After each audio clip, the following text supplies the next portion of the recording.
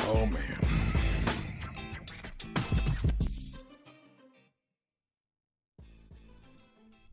Hello and welcome into the Knicks-Verse halftime show. Game 6, Eastern Conference Finals. Only 3 teams are still even alive in this NBA season that began way back in October. And one of them is the New York Knicks. We need to fully appreciate that right now. It's almost June, May 31st. My father died a year ago today. That's right. It was one of the worst days of my life. Rest in peace. Rest in peace, my beautiful father. And today, the New York Knicks are out to enact revenge on last year's series. They're holding tight. They're not letting this be like a high-paced game, a high-shooting game. The New York Knicks are doing most of what they need to do right, except for committing turnovers. They're committed way too many turnovers still. Right now, they have committed. They have given up 16 points off of turnovers and only gained 2 back. So they're a minus 14 there. And when you think about the fact that they are only down by 4 points at the half, in a relatively low-scoring game, 58-54, the Knicks are doing their job.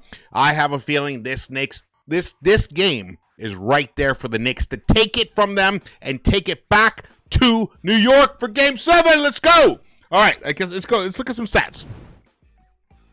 Here we go. So here are the breakdown, the line scores. Knicks, the first quarter was 25-24. It was nice and low scoring. The second quarter was a little bit more high scoring, 33-30. But the Knicks have kept the Pacers somewhat at bay, except for the turnovers, which have led to a lot of fast break points on the other side. You can see they have 8 fast break points, just to 2 for us, but we are winning the points in the paint battle. Actually, let's go to here. Here we go. This will show it to you down below. You see the donuts down below. Knicks are up 28-24 in points in the paint. Knicks are up 10-5 in second chance points, but in fast break points, they're losing that battle 8-2. Knicks got to tighten up, and Knicks got to start making some three-point shots. It's amazing to think that right now, if you look at here, look, Towns is shooting 30%, 3 of 10. Brunson is shooting 40%, 4 of 10. They're 7 of 20. They're shooting 35%. The 2 all-star NBA players are shooting only 35% in this half, and the Knicks are only down by 4. That's why I'm feeling good about the situation right now. Welcome into the Knicks-Verse. Thank you guys for joining me here.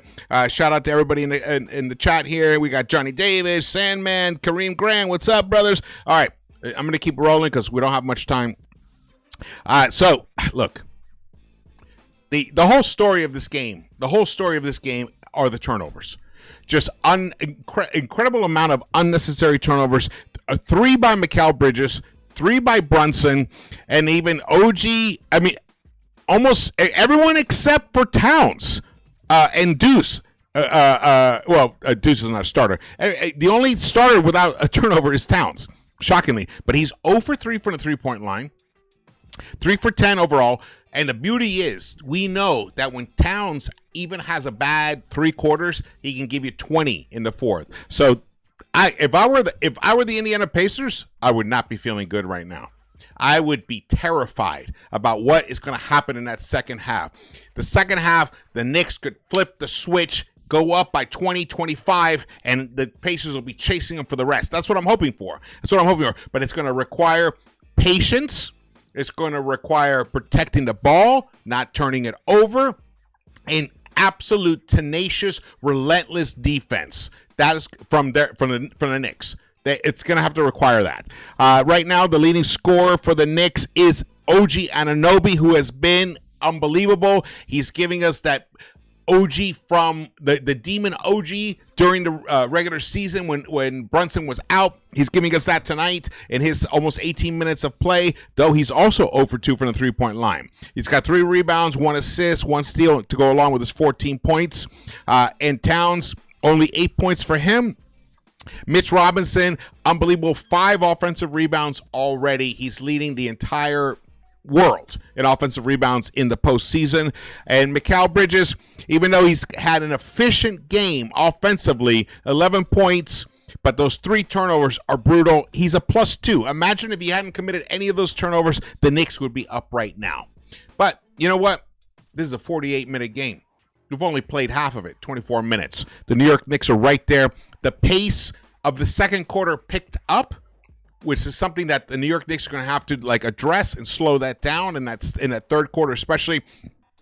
Look, guys, it comes down to this third quarter. If the New York Knicks come out and inflict their will and their determination upon the Pacers in this third quarter and just blow them out of the water in this third quarter, the Knicks can handle this. They will have to weather the storm because there will be another run. There will be many runs, but there will be a key run by the Pacers, and the Knicks are just going to have to weather that storm. I love that Thibs has not deviated from his 9-man rotation now. DeLon Wright gave us some good minutes. Landry Shamet gave us some good minutes. He's 1 for 2. DeLon, he picked up a rebound. I thought he had an assist. I guess not. 2 points for him, 3 points for Landry. They were a -6, which was a little concerning. It would have been nice to have at least been even during those non-Brunson and Towns minutes. Thibs decided to sit both Towns and Brunson at the same time together while that unit was out there with Mitch. I don't think that was the greatest choice, because it left them limited in terms of absolute go-to when the shot clock. Look, it's all about the shot clock. If it weren't for the shot clock, you could play that lineup all night long, and we'd probably win, honestly. But because of the shot clock, you have to have someone who can make tough buckets when the seconds are counting down, and you need at least Towns or Brunson out on the court to do that. So I hope Thibs kind of readjusts that. It doesn't leave that lineup out there, even though I do love it from a defensive standpoint. It did give us, it did put us back a -6, which basically the Knicks are down by 5. So 4. So there you go. That's the whole lead right there. When you look at Pascal Siakam, once again hurting us, 16 points for him. He's had a big first half, 5 of 8. He hit both his 3-pointers. His 3-pointers hurt me more than anything in life for some reason. Can't stand that. Miles Turner is the second highest scorer with 9 points, 3 of 5, 2 of 3 from the 3-point line. But he has 2 personal fouls. The Pacers have Nesmith in foul trouble with 3, Turner only 2, and Shepherd only 2. So they're not really that much in foul trouble. Where the Knicks, only Josh Hart is in foul trouble. Oh, surprise, surprise. Josh, man. I know you're in the locker room. You're not listening to this, bro, but come on, man. I mean, the turnovers. I mean, I heard your whole speech from what happened in Game 4. You're repeating it now. I look, 3 turnovers, no points, but you do have two rebounds and 1 assist in your 10 minutes of play. But that's just appalling. You know, when you're not a guy who's going to make buckets to wipe out those turnovers, you can't commit the turnovers, man.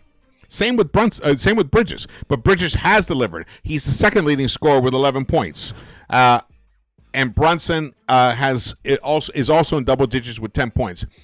The Knicks rarely lose when 4 of their players are in double digits. So right now we have Towns, who's at 8. So he just needs to step it up in that second half, and the other 3 need to keep it going. And Brunson, I hope, delivers a nice 40 burger. I want to see 29 points. Sorry, I was looking at Brunson. I want to see 30 points from Brunson in the second half. Yeah, let's go. Look, season's on the line. The Knicks are down to 24 minutes, and they're down 4 points on the road. I like our chances. Tremendously. I think these New York Knicks are going to take care of business in the second half, but it's going to require discipline. Something that the Knicks often don't have. The Knicks are winning the rebounding battle, 28-16. They have only 12 assists, which is better than recently, but the Pacers are up to 15, which means they're on track to have 30 assists. But the steals and blocks, they need to up the stocks right now. I want that to flip in the second half for the Knicks, and the turnovers to flip the other way. So that's all they got to do. To think that it's only a 4-point game when the Knicks are shooting 27% from the three-point line and the Pacers are shooting 53% from the three-point line, you would think this would be a blowout for Pacers, but it's not because of the hustle stats, the second chance points, the domination in the paint. And even though the fast break points, they do have 8 in this first half, 8-2. That's bad. That's bad. Well, they have to get that together. Pascal Siakam is the leading scorer for the Pacers in this first half, 16 points. Towns has 7 rebounds. Obi Toppin, who is not known, I remember when he was a Knick, that was a big knock against him, the fact that he could not pick up rebounds. Well, he's the leading rebounder for the Pacers right now with 4. And in terms of assists, Jalen Brunson only has 4. Mitch only has 1 block. Pascal has 1 block. And OG has 14 points. Man, I would love to be able to listen to that halftime locker room right now. This is it. This could be the final 24 minutes that these guys play. Their backs are up against the wall, and the firing squad is wearing white and yellow. What are the Knicks going to do? How are they going to respond? I think they're going to respond big. I think the Knicks are going to blow them out in the second half. Let's go! All right, thank you for watching this. I'm going back to watch the game. It's just starting right now. I will see you in the post game. Around the Knicks-Verse. Let's go! Let's blow them out in the second half.